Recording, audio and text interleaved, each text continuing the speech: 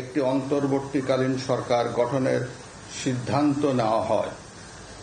সকল দল ও অংশীজনদের সাথে আলোচনা করে গঠিত অন্তর্বর্তীকালীন সরকার যত দ্রুত সম্ভব নির্বাচনের ব্যবস্থা করবে।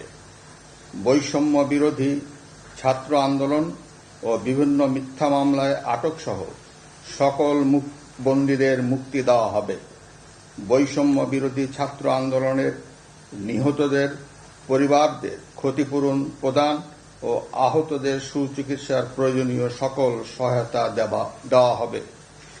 সর্বসম্মতিক্রমে বিএনপির চেয়ারপারসন বেগম খালেদা জিয়াকে মুক্তি দেওয়ার সিদ্ধান্ত নেওয়া হয়।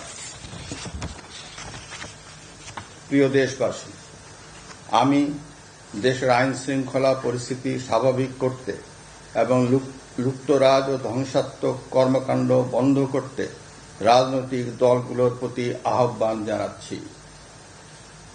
জনগণের জানমাল ও রাষ্ট্রীয় সম্পদ রক্ষায় সশস্ত্র বাহিনীকে কঠোর পদক্ষেপ নেওয়ার নির্দেশ প্রদান করছি।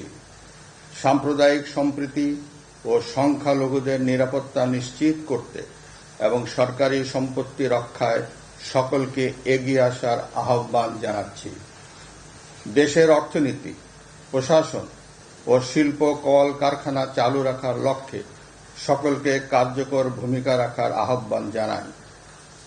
ছাত্র নেতৃবৃন্দ ও শিক্ষকদের সাথে আলোচনা সাপেক্ষে অতি শীঘ্রই শিক্ষা প্রতিষ্ঠানগুলি খুলে দেওয়া হবে। এছাড়া যারা হত্যা ও সহিংসতার সাথে জড়িত নিরপেক্ষ তদন্তের মাধ্যমে তাদেরকে আইনের আওতায় আনা হবে। গণপ্রজাতন্ত্রী বাংলাদেশের সংবিধান অনুযায়ী অনতি বিলম্বে বর্তমান সংসদ বিলুপ্ত করা হবে। দেশের সকল অফিস আদালত আগামীকাল থেকেই স্বাভাবিকভাবেই চলবে।